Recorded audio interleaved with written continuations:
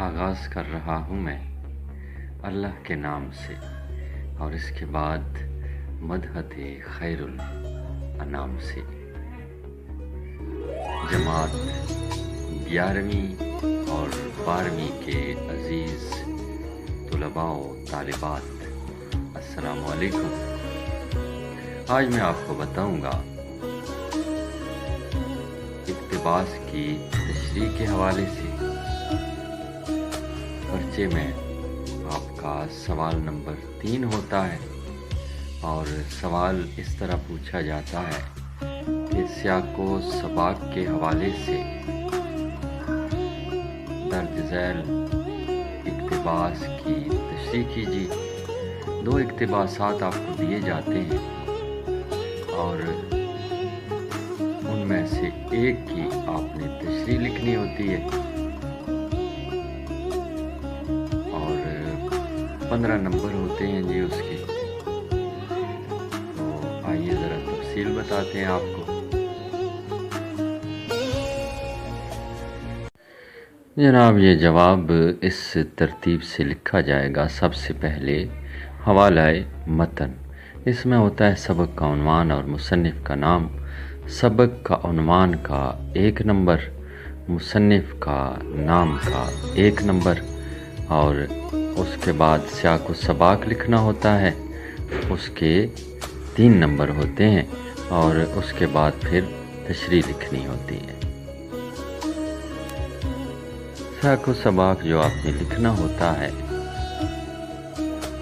وہ اس ترتیب سے لکھنا ہوتا ہے کہ آپ کو جو اقتباس تشریح کے لیے دیا گیا ہے سبق کے اندر، اس سے پہلے اور اس کے بعد کیا بیان کیا گیا ہے۔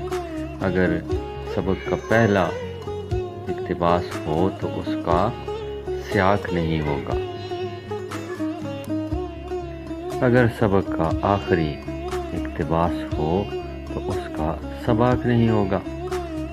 عزیز طلباء و طالبات، 12 سے 15 سطور پر مشتمل ہونا چاہیے سیاق و سباق، تب آپ کو 3 میں سے 2 نمبر مل سکتے ہیں، یا پھر اچھی لکھائی ہو تو 3 پورے بھی مل سکتے ہیں۔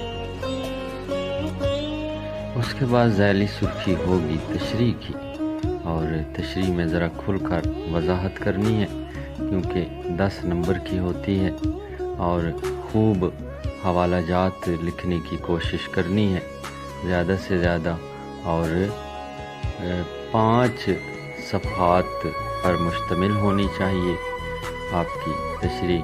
4 یا 5 صفحات پر مشتمل ہو تو پھر بہتر ہوتی ہے۔ اس میں کوشش کیجیے زیادہ سے زیادہ حوالہ جات لکھنے کی۔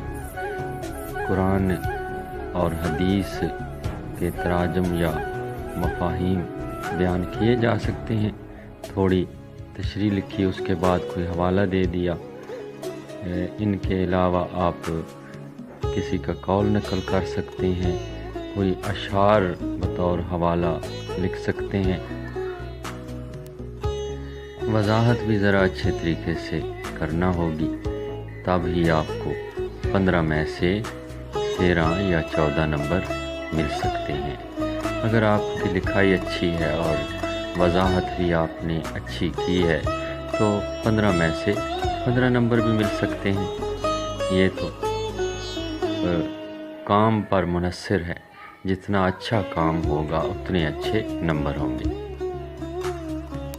عزیز طلباء و طالبات، مجھے امید ہے آپ کی معلومات میں اضافہ ہوا ہوگا۔